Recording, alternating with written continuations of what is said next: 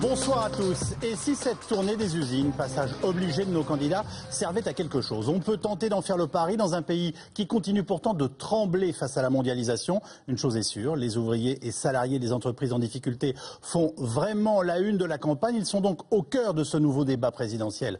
En direct, voici nos invités. Nathalie Kosciusko-Morizet, porte-parole du candidat Nicolas Sarkozy, ancien ministre de l'écologie, du développement durable, des transports et du logement. Jérôme Cahuzac, président de la commission des finances à l'Assemblée nationale, député socialiste du Lot-et-Garonne et chargé du budget, des finances et de la fiscalité dans l'équipe de François Hollande. Louis Alliot, vice-président du Front national et directeur de campagne de Marine Le Pen. Yann Verling, porte-parole du MoDem. Philippe Poutou, réparateur de machines-outils à l'usine Ford de Blanquefort en Gironde et candidat à l'élection présidentielle pour le nouveau parti anticapitaliste. Et enfin, Philippe Manière, consultant et chroniqueur à l'Express. Votre dernier livre, Le pays où la vie est la plus dure, sort dans 48 heures. Une émission que vous pouvez suivre sur Internet, en streaming, sur notre site francetv.fr 2012 et par ailleurs commenter, vous le savez, sur les réseaux sociaux. Je termine mon premier tour de piste si vous le voulez bien. Vous trouvez ça juste, vous, choquant? Comment réagissez-vous à une éventuelle taxation à 75%? Voilà, la gauche fait comme M. Sarkozy un effet d'annonce qui ne sera suivi de rien, puisque même le conseiller économique, M. Hollande, n'est pas au courant. Donc M. Hollande était en direct à la télévision aux 20h, il a sorti ça, ça a un effet d'annonce devant des millions de téléspectateurs, puis on s'apercevra que c'est encore une fois un leurre. Je constate que les grands patrons se partagent assez bien entre le Parti socialiste et l'UMP et que de ce point de vue-là, il n'y a pas matière à un classement particulier. Et enfin, nous, on propose à ce que les salaires un peu délirants, en quelque sorte, soient réintégrés dans l'assiette sur l'impôt sur les sociétés pour contraindre les actionnaires à limiter justement ce genre de salaire indécent. Louis Alliot, la seule candidate qui ne se pointe pas dans les usines, apparemment, c'est Marine Le Pen. D'abord, deux choses. Quand la gauche a été au pouvoir, un tiers des emplois industriels en France, par terre, entre guillemets. Ça, c'est le bilan de la gauche. La droite, depuis 2007, 500 000 emplois industriels perdus. Ça, ce sont des bilans. Qu'est-ce qui s'est passé? Ce n'est pas la première fois qu'on voit des hommes politiques dans les usines avec des casques sur la tête en train de dire il faut ceci, il faut faire cela, sauf qu'ils ne le font jamais. Les syndicats servent à une chose, ce sont les croque-morts. Ils accompagnent le convoi funéraire dans la dernière demeure, bien souvent.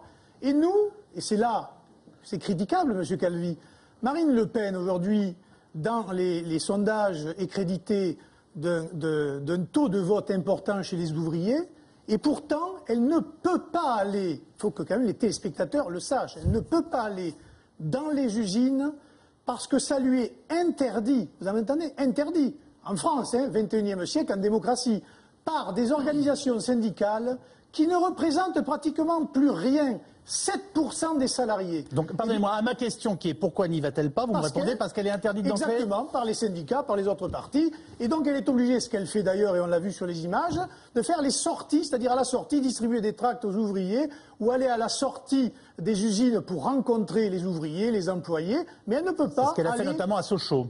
Mais elle ne peut pas aller dans les usines parce qu'il y a un monopole syndical qui a congelé la vie sociale et les relations sociales et qui empêche d'ailleurs toute relation, tout progrès social des entreprises et dans la démocratie en général. Ça vous paraît normal? Bien sûr, ils ne serrent pas la main déjà quand ils vous rencontrent. C'est à lui que je pose la question. Je suis responsable de rien, mais ça ne me dérange pas du tout que ce soit difficile pour elle. Enfin, je comprends en tout cas. Non, mais vous êtes délégué CGT? Quand il n'y aura plus d'usine, le problème sera réglé. Ouais. Non, mais quand il y a eu le mouvement des retraites, vous avez traité de... Enfin, pas vous personnellement, mais c'était à l'époque où Le Pen... Philippe Poutou, juste une chose. On peut être aux antipodes des engagements de Marine Le Pen et très sincèrement, trouver normal qu'elle puisse rentrer dans une usine. Moi, franchement, un patron la laissera rentrer dans une usine, je pense qu'il n'y a pas de problème. Mais les ouvriers ne sont pas obligés de l'accueillir. C'est pas l'ouvrier qui décide qui rentre dans l'usine ou pas. C'est que les ouvriers n'ont pas envie de l'accueillir, c'est leur problème. Regardez Petroplus, ils en ont même fait une publicité. Il y a un an, vous avez traité de terroristes, c'est les ouvriers qui bloquaient les raffineries. Et après, vous êtes surpris quand vous êtes mal reçus dans les raffineries. Enfin, il ne faut pas déconner quand même. Non mais attendez. Alors, moi, il y a quand même une manière aussi de faire grève au XXIe siècle. On n'est pas obligé de prendre en otage une population. Rien n'a été pris en otage. Si, vous savez très bien comment ça fonctionne. Qui c'est qu'on embête quand on fait grève la plupart du temps? l'usager. Pourquoi vous n'avez pas soutenu le mouvement à l'époque, puisque vous êtes pour la retraite à 60 ans? Mais parce que vous avez toujours été du côté de la gauche, tout le temps, alors que la gauche vous a mis sur la paille. C'est la gauche qui est en grande partie responsable de la fin du monde ouvrier. Je le sais, je viens d'une région de gauche. Qu'est-ce qu'elle a fait, la gauche? Et vous vous apprêtez à voter pour M. Hollande au deuxième tour? Est-ce que vous croyez que c'est honnête? On n'en est pas là. On n'en est pas là pour l'instant. On vous connaît, monsieur On veut d'abord dégager Sarkozy. Après, Yann Verling, que propose le Front National pour éviter ce type de fermeture? D'abord, vous voyez bien que le débat est biaisé. On parle d'un débat, c'est l'arbre qui cache la forêt du reste. Madame l'ex-ministre vient de nous dire, nous demanderons à Bruxelles. Je pensais, moi, que nous avions un gouvernement qui était souverain et qu'il pouvait par lui-même décider d'un certain nombre de mesures de protection. Il ne le peut pas. Il y a 250 millions d'euros d'argent attendu de l'Union européenne. La première chose sur laquelle il faut revenir, c'est le dogme de la concurrence libre et non faussée.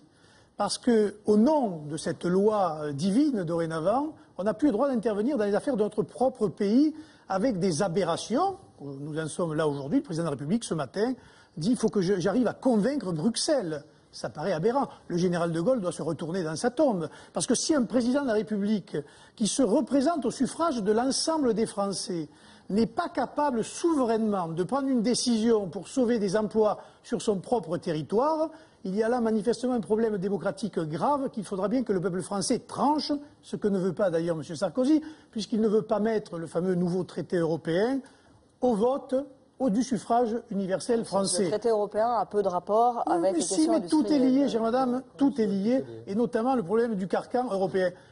L'autre exemple, j'espère qu'on va en parler, c'est Renault. Aujourd'hui, Renault va construire une usine à Tanger pour fabriquer des véhicules qui viendront concurrencer les nôtres sur notre territoire national et qui viendront mettre sur la paille nos ouvriers des usines Renault en France, ce qui paraît une aberration. Ce qu'il manque, c'est un État stratège, une stratégie de réindustrialisation, mais aussi de protection. Non pas mettre des barbelés aux frontières, voilà, mais vous de nous protection. dites ce qu'il ne faut pas faire, mais ma question c'était quand même que propose le Front National? Renégocier l'Europe, reprendre notre souveraineté et notre pouvoir de décision et bâtir des protections intelligentes aux frontières pour que des productions qui sont sans commune mesure en matière de coûts ou sociaux ou humains viennent concurrencer nos propres productions sur le territoire national. Je rappelle que les Français ont voté contre la Constitution européenne en 2005 et que malgré cela, le président de la République nous l'a remise sur le tapis et au Parlement et que les députés l'ont votée. Et beaucoup de ce qui nous arrive aujourd'hui en matière sociale vient de cette déréglementation européenne, Madame Kosciusko-Morizet. Et pour les 6,5 millions de salariés qui touchent au moins de 750 € par mois, parce que ça existe aussi, la mise en place de 200 € sur les feuilles de salaire, 200 € par mois supplémentaires, c'est tout à fait possible.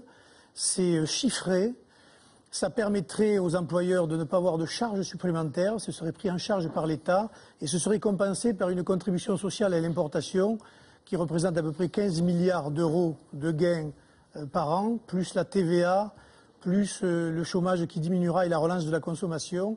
Et ça permettra aux bas salaires, comme ça, pour les plus bas salaires, jusqu'à 1 500 €, de bénéficier immédiatement de 200 € de pouvoir d'achat supplémentaire. Voilà une proposition. Ça ressemble d'ailleurs à ce que M. Sarkozy a fait, sauf qu'il n'est pas allé jusqu'au bout du raisonnement.